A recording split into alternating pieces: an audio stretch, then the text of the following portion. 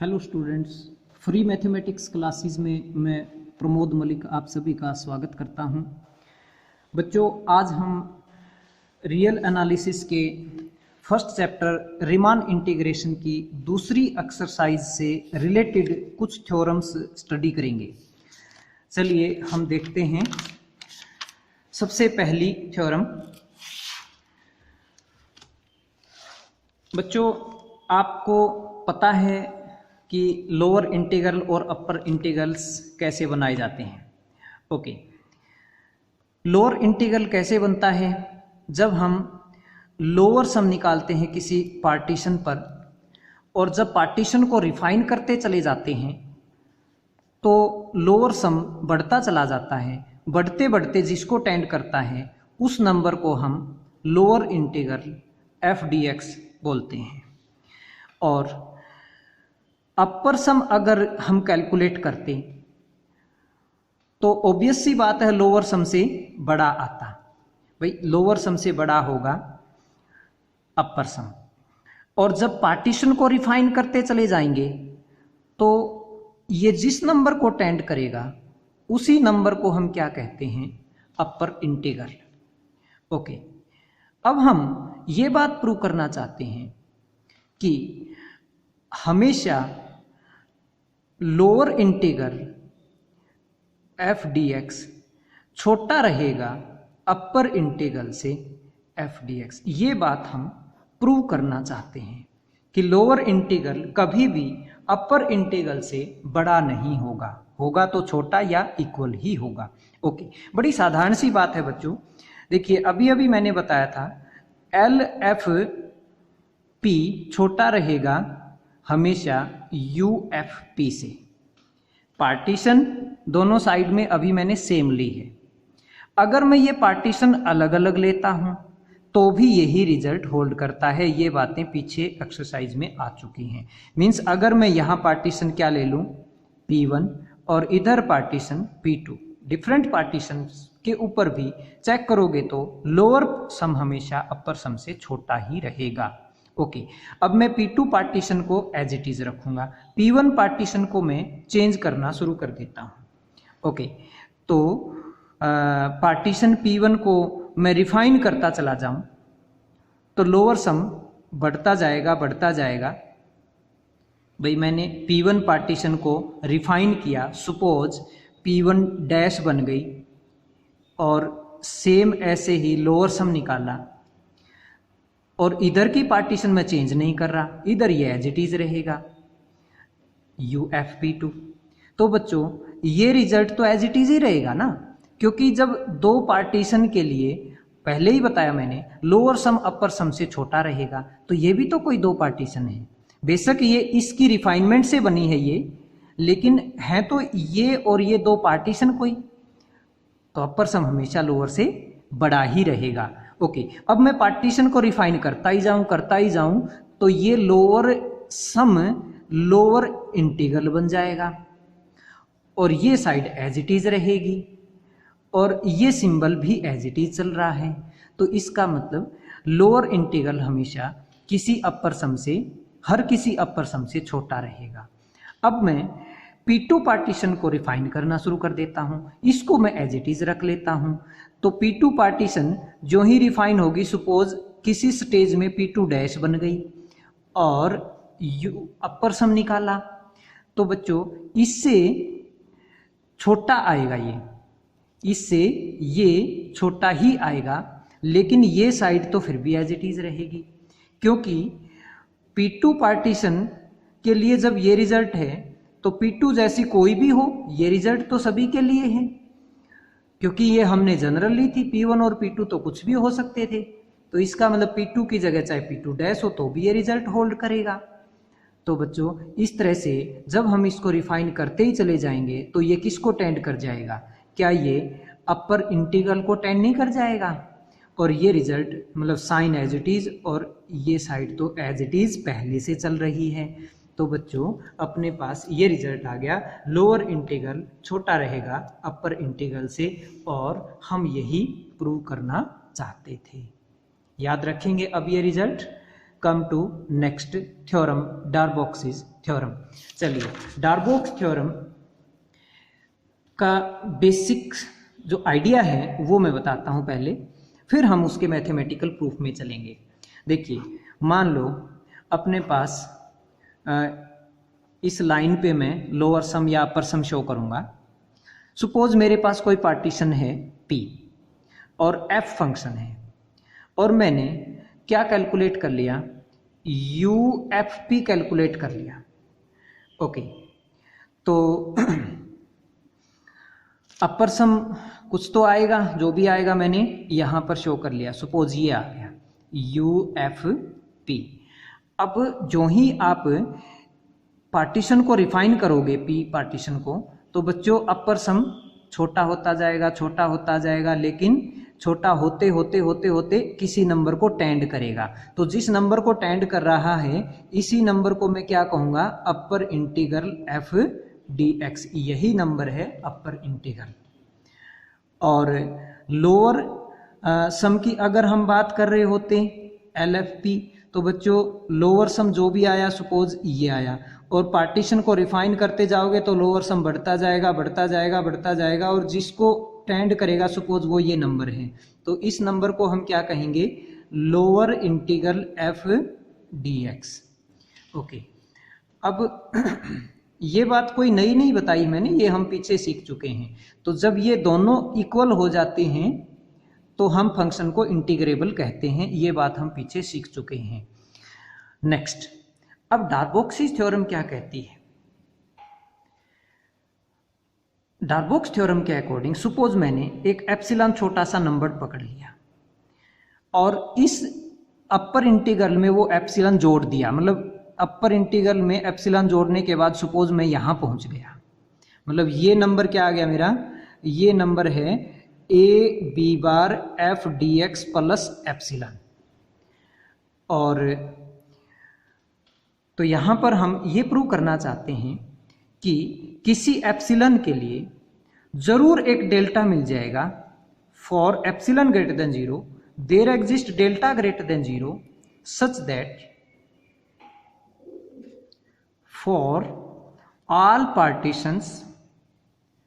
partitions of norm less than delta हमेशा ये result hold करेगा कि UFP will be less than equal to, strict less कहेंगे, less than A to B bar FDX plus epsilon. मतलब कहने का भाव क्या है यहाँ पर कि अगर हम देखो, आपको इतना तो मालूम है, पहले ही हमने बताया कि पार्टीशन को रिफाइन करते जाओगे तो अपर सम घटेगा, और रिफाइन करते जाओगे तो उसकी नॉर्म भी घटेगी। ओके, तो आपको एक ऐसा लेवल मिल जाएगा, नॉर्म घटती जाएगी तो एक ऐसा लेवल मिल जाएगा डेल्टा कि उससे ज़्यादा जब नॉर्म घट जाएगी, मतलब इतने या इतने से कम नॉर्म की कोई भी पार्टीशन लोगे तो अपर सम इस नंबर से छोटा आ जाएगा। यानी कि इन दोनों के बीच में, इन दोनों नंबर के बीच में अपर सम मिल जाएंगे। कैसे? ऐसे अपर सम मिल जाएंगे, ऐसी पार्टीशंस वाले होंगे वो जिनका नॉर्म लेस देन डेल्टा होगा। शायद आपको ये बात समझ आई होगी, अदरवाइज आप इस वीडियो को रिपीटेडली सुनेंगे। अब देखिए मैथमेटिकली कैसे लिखा है। अगर हमारे पास कोई बाउंडेड फंक्शन है, बाउंडेड गिवन होगा बच्चों इसके अंदर कंपलसरी क्लोज इंटरवल के ऊपर, और कोई एप्सिलॉन आपको दे दिया जाए तो ज़रूर ऐसा डेल्टा मिल जाएगा पॉजिटिव नंबर कि ऐसा रिजल्ट हमेशा होल्ड करेगा। UFP कैसी पार्टीशंस हैं ये P? ऐसी पार्टीशन हैं जिनका नॉर्म डेल्टा से कम होगा। मीन्स कोई भी ऐसी पार्टीशन उठा लेना जिसका नॉर्म डेल्टा से छोटा होगा, तो उस पार्टीशन पे अगर आप अपर सम कैलकुलेट करके भी देखोगे तो अपर सम प्लस एप्सिलॉन इस क्वांटिटी से वो हमेशा छोटा रहेगा। और ऐसा ही रिजल्ट है फिर लोअर सम के लिए, ये सिमिलरली प्रोसीड होगा। चलिए अब मैं इसका प्रूफ आपको बताता हूँ। बच्चों, गिवन फंक्शन f कैसा है? बाउंडेड है, राइट? तो इसका जरूर अपर बाउंड होगा। मीन्स पूरे इंटरवल के अंदर, ए बी इंटरवल के अंदर, ये क्लोज इंटरवल गिवन है, इसके अंदर फंक्शन बाउंडेड है, मतलब फंक्शन के लिए ऐसा कोई ना कोई नंबर मिल जाएगा जो कि f मोड उस नंबर से छोटा रहेगा। मान लो वो नंबर हमें k मिल गया, छोटा या इक्वल हो सकता है, मतलब -k और +k के बीच में फंक्शन की वैल्यू होगी। भाई ऐसा लिखने का भाव क्या है? f(x) जो है -k और +k के बीच में रहेगा। ऐसे लिखो या ऐसे लिखो, मीन्स एक ऐसा नंबर मिल जाएगा जिसमें फंक्शन की एक दायरा मिल जाएगा आपको कि फंक्शन की वैल्यू उससे बाहर नहीं जाएगी। ओके बच्चों, इस बात का तो हमें पहले ही मालूम है कि अपर सम घटते घटते क्या होता है, क्या बनता है? अपर इंटीग्रल बनता है। तो अगर मैं इस अपर इंटीग्रल से पीछे जाऊंगा, थोड़ा सा भी पीछे अगर मैं चला गया, किससे? अपर इंटीग्रल से, integration a to b f dx से थोड़ा सा भी अगर मैं आगे चला गया, थोड़ा सा मतलब सपोज मैं ε/2 ऊपर चला जाता हूं, तो जरूर उस नंबर के बीच में, इस नंबर के बीच में और जो अपर इंटीग्रल था उसके बीच में कोई ना कोई अपर सम मिल जाएगा, यानी कि ऐसी पार्टीशन मिल जाएगी। मैं कह सकता हूं देयर एग्जिस्ट ए पार्टीशन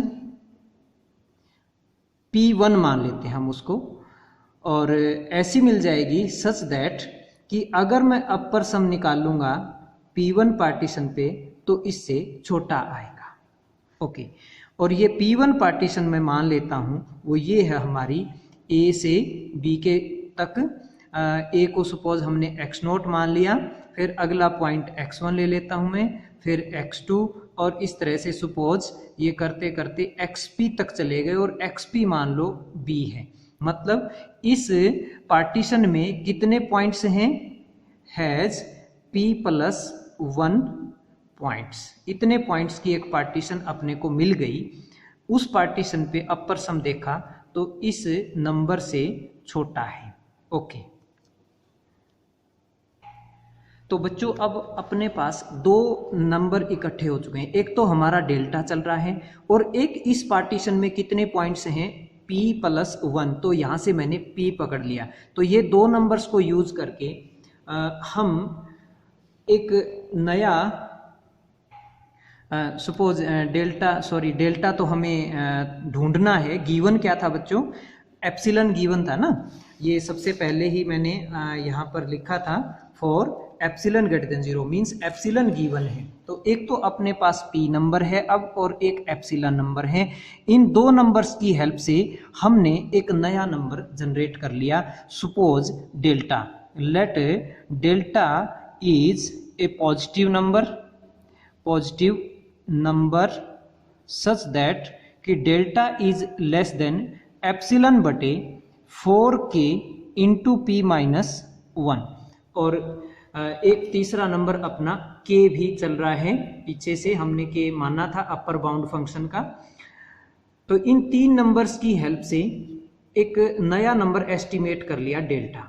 ये सोची समझी प्लान के अनुसार है, आगे इस नंबर का यूज होगा उसको ध्यान में रखते हुए ये ऐसा नंबर मानकर हम चले हैं। ओके, अब एक पार्टीशन उठाई, ऐसी सपोज एक पार्टीशन उठाई, P is such that P is the partition such that P का norm is less then delta. Okay, और अब इस P की हेल्प से और पीछे जो हमारी P1 पार्टीशन थी, इन दोनों को मिक्स कर दो, P और P1 का यूनियन ले लो, जो पार्टीशन बन गई सपोज वो P स्टार बन गई है। तो क्या ये P स्टार P की रिफाइनमेंट है? यस। P1 की भी रिफाइनमेंट है? यस। क्योंकि रिफाइनमेंट कैसे बनती है? उसमें कुछ एडिशनल पॉइंट्स डालने से बनती है। ओके, हाँ, A और B ये जो दो नंबर हैं फर्स्ट और लास्ट, ये तो दोनों में है।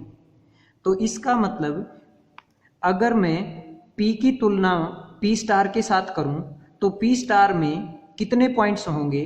P में जितने हैं उनमें इसके एलिमेंट्स और ऐड हुए हैं, इसके कितने हैं, इन दो को छोड़ते हुए, फर्स्ट और लास्ट को छोड़ते हुए P-1, यानी कि P स्टार के अंदर P star has P-1 points at least, कम से कम है ये P-1 points, more than the partition P partition के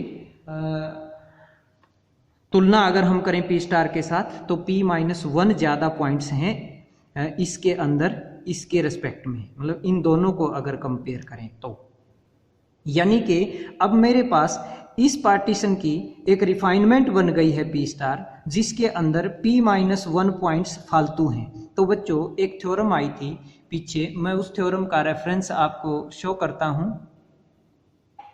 इस थ्योरम का एक बार रिजल्ट आप अच्छे ढंग से स्टडी करेंगे, उसके बाद फिर आगे प्रूफ को सुनेंगे, तो ये अच्छे ढंग से आप समझिए एक बार। नेक्स्ट, पिछले लेक्चर्स में इसका प्रूफ भी मैं बता चुका हूँ, इसकी स्टेटमेंट को अच्छे ढंग से हमने किया है।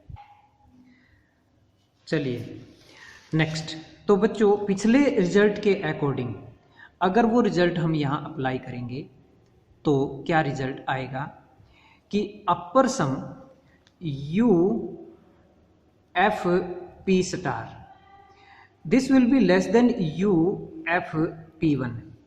ये तो ऑब्वियस है क्योंकि P1 की पार्टीशन है P स्टार, P1 की ही रिफाइनमेंट है P स्टार, तो अपर सम घटेगा। इसमें कुछ हमने कोई बड़ा रिजल्ट यूज नहीं किया है, लेकिन जो रिजल्ट अभी मैंने बताया था वो यहाँ यूज होगा कि इससे भी छोटा कौन होगा, ये होगा U F P-2K into P-1 delta.